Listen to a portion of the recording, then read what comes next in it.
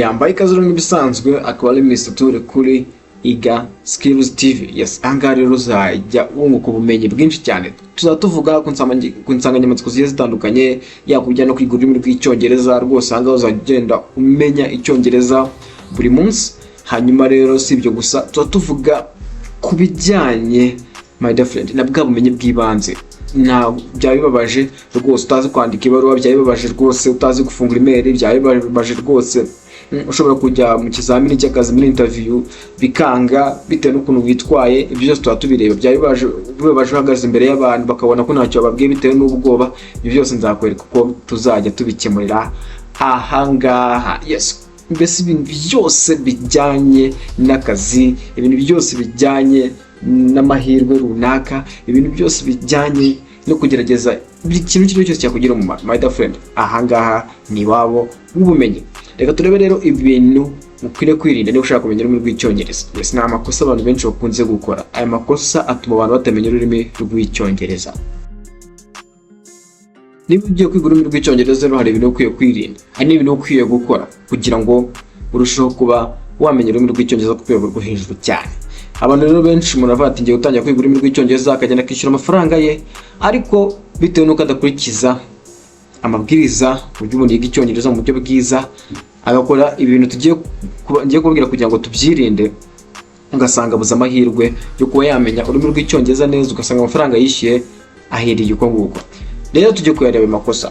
Yes, Matanya batubwira ati avoid these mistakes if you want to master English language. Wirinda aya makosa niba ushaka kumenya ururimi rw'Icyongereza. Ikosa rya mbere ni iri: translating word for word from their native language instead of thinking in English. Ahangaha rero hahandi ikintu cyose ugiye kuvuga ubanze kugisobanura mu rurimi rwawe. Kuvuga uti niba ngiye kuvuga kugenda, ukaza kuvuga uti ugiye kuvuga to go, kugenda, hanyuma muri wowe utekereza ati kugenda ndabivuga gute, utekereza mu rurimi kavukire. Ibyo ngo si byiza cyane, bikubuza amahirwe menshi yo kuba wamenya ururimi rw'Icyongereza cyane. Aho kugira ukora ibyo rero, tangira utekereze mu Cyongereza. Niba ushaka kuvuga kugenda, bitekereze mu Cyongereza. Ibyo bizatuma urushaho kumenya ururimi rw'Icyongereza ku rwego rwo hejuru cyane. Ni gute rero wakitoza gutekereza mu Cyongereza? My dear friend, ikintu cyose kikuri ruhande ugomba kugitekereza mu Cyongereza. Niba uri guteka, ushobora kwibwira uti ndi guteka. Niba uri gufura, ushobora kwibwira uti ndi gufura, ariko ukabivuga mu Cyongereza. Niba ubonye igikombe hariya ukavuga uti that is a cup, kiriya ni igikombe. Ibyo byose ni imyitozo igufasha rero kugenda urushaho kuba watera imbere mu rurimi rw'Icyongereza, aho kugira ngo ikintu cyose ugiye kuvuga utekereze mu rurimi kavukire. Ibaze ko uri imbere y'abantu ugiye kuvuga Icyongereza, hanyuma rero ukaza gutekereza mu rurimi kavukire. Hari n'igihe utwarwa ugasanga uvuze no mu rurimi kavukire. Urugero, niba nshaka kuvuga nishimiye guhura namwe, I'm glad to meet you, ugasanga utegwa usuvuga uti nishimiye guhura namwe kandi wasabwa kuvuga Icyongereza gusa. Urumva rero ko bigira ingaruka. Rero tangira witoze ibintu byose, mbese ibintu byose bikuzengurutse bigira Icyongereza, ubuzima bamo bugira Icyongereza. Bizagufasha rero, bituma Icyongereza urushaho kukimenya cyane. Irindi kosa ryo kabiri ugomba kwirinda ni iri: focusing too much on grammar rules and not enough on speaking practice. Ahangaha rero ugasanga ufata umwanya cyane ntabwo ngomba gukora amakosa, ngomba mbese garama, ikintu cyose mvuze kigomba kuba ari ikintu cyanyacyo. My dear friend, ngo ni ikosa rikomeye cyane. Ahangaha ugasanga nujya uvuga, ahubwo uhora uvuga uti ese interuro nayikoze gute, ese garama ndi gukoresha kuko ni za nyazo. Ugasanga wowe nujya uvuga, my dear friend, ahangaha barakubwira bati aho kugira ngo wite ku magarama cyane, ahubwo reba ese ndi kuvuga kuko Icyongereza nicyo uzavuga. Yes, icyo kwandika nacyo ni icy'ingenzi, ariko cyane cyane ubumenyi ukeneye ni ubwo kuvuga. Rero tangira witoze kuvuga ni ikintu cy'ingenzi cyane. Yes, rero ikindi kintu ni ikihe? Ni ikosa rya gatatu ukwiriye kwirinda. Ahangaha using some basic vocabulary instead of learning synonyms.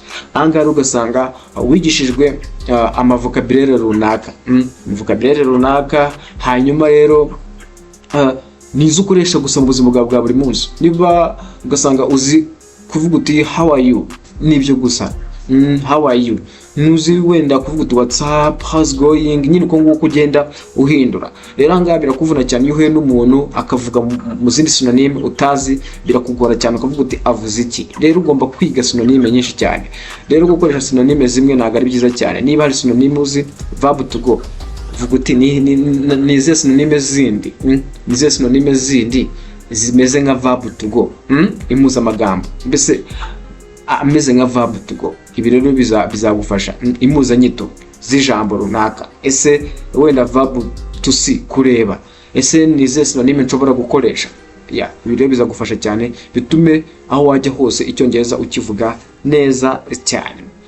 Reka turebere irindi kosa rya kane ukwiye kwirinda, fear of making mistakes so they don't speak at all. Ahangaha rero kugira ubwoba bwo gukora amakosa, my dear friend, nta muntu udakora amakosa. Ikindi ukwiye kumenya, ugomba kujya mindset ikubwira ko ururimi rurimi rwa kabiri, ntabwo ruvukiyemo. Gukora amakosa ni ibintu bisanzwe, by'umwihariko iyo uri kwiga. Rero wigira ikibazo gutinya gukora amakosa ahandi, kuvuga uti singomba kuvuga Icyongereza. Niba uri kwiga Icyongereza ukavuga uti singomba kukivuga, ko mbivuze nakora amakosa, nuri nta nicyo uzigera umenya. Vuga. Ukora amakosa ugenda umenya ko hari ibintu bitari kugenda neza, uyakosora. Icyongereza ukakivuga neza cyane. Vuga rwose, nta n'umuri buguseka kuko uri umunyeshuri, ntawe useka umunyeshuri. Kuko ntabwo uzi byose, ntabwo ari wowe wazanye ururimi rw'Icyongereza, ahubwo uri uwiga. Rero kuba uri uwiga ntabwo ukwiye kwishinja ngo uti baranseka nimbivuga nabi. No, wowe vuga aho ngaho. Practice makes perfect. Mbese gukora pratique ibyo birafasha cyane, nibyo bituma urushaho kubimenya neza. Rero irindi kosa rya gatanu ukwiye kwirinda, not listening enough.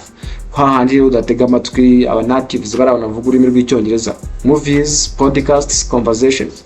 Ahandi udatega amatwi ibiganiro runaka, utari n'agafilime mu Cyongereza ugasanga filime zose uzisobanuye kandi ushaka kwiga ururimi rw'Icyongereza. Tangira witoze, mbese isi ugire Icyongereza. Ari ibiganiro ukurikirana ibiganiro byo mu Cyongereza, ari indirimbo, umva indirimbo nazo zatuma nyine urushaho kumastering Icyongereza. Rero ukareba n'amalyrics, se indirimbo uyu muntu pronunciation avuga gute, ibyo bizagufasha cyane. Irindi kosa rero rya gatandatu ukwiye kwirinda, skipping pronunciation practice. They learn words but say them wrong. Ahangaha rero my dear friend, pronunciation, uburyo uvugamo amagambo. Ni hahandi ushobora kuba uvuga uzi Icyongereza, wajya imbere y'undi muntu kavukire ukivukiyemo ukavuga ibintu akagira ati si umuntu aravuga ibiki. Kubera iki? Ntabwo wita kuri pronunciation, uburyo uvugamo uvuga Icyongereza. Amagambo yavuga gute. Rero ngo ugomba kubyitoza aho kugira ngo ubisimbuke. Wowe ushaka kwiga amagambo buri munsi, ariko ntabwo ushaka kumenya uko akoreshwa n'uburyo avugwa gute. Ese niba mvuze verb to see, verb to sing, ese babivuga gute? Ese ila long, y'urugendo itandukanye na long yinuze igikosa, bitandukaniye babivuga gute? Ugakoresha ama dictionnaire amwe agezweho nyine yagufasha. Cyangwa ukareba ukuntu abazungu cyangwa se abandi bantu baba native bavuga Icyongereza kavukire babivugamo. Pronunciation zagufasha cyane. Reka dukomeze rero turebe irindi kosa rya karindwi. Ikosa rya karindwi rero riragira riti learning passively without actually using English in your real life. Ahangaha rero kwiga Icyongereza ntabwo ugikoresha nyine, nibyo twavugaga. My dear friend, kuba wakiga Icyongereza ukagenda ugatanga amafaranga yawe utakivuga ntacyo byakumarira. Bimeze nko kujya kwiga igicurangisho cya muzika, mbese ugataha ngo nize umuziki ariko udacuranga, nyine urumva nawe ntacyo wabukora, nyine bita birangirira aho ngaho. Rero tangira uko wiga ari nako uvuga, uko ukiga ari nako ugikoresha. Ibi bizagufasha ku rwego rwo hejuru cyane. Ikintu cya munani rero ari nacyo cya nyuma, not asking for feedback from teachers or native speakers. Ahangaha rero ugasanga udashobora kubaza mwarimu, utasanga urabona ndi kubivuga gute, cyangwa inshuti zawe ugasanga nuzibaza ngo ziguhe igisubizo zikubwira ziti urimo rwose uratera imbere mu Cyongereza, uri muri hugura ku rwego rwo hejuru cyane. Rero ugomba kureba umuntu impuguke mu rurimi rw'Icyongereza, umuntu nyine ubona koko kazi Icyongereza kandi agutoza kukivuga. Hanyuma rero nurangiza umubwira uti se wambwiye urabona ndi gukomeza, azakubwira ko bitagenda neza nawo wakosore. Ngaye nguko rero aya makosa nuyirinda Icyongereza rwose uzagikora neza cyane. Hanga nabwiye ngo ni kuri IGA Skills TV. Hanga n'ubumenyi gusa, ama CV, email, buri kintu cyose my dear friend. wowe rwose nakubwira ati stay tuned and genda munsi rwose kandi subscribe, hanyuma rero ufungure inzogera. Yes ndabakunda cyane, ni Mr. Tool kuri IGA Skills TV.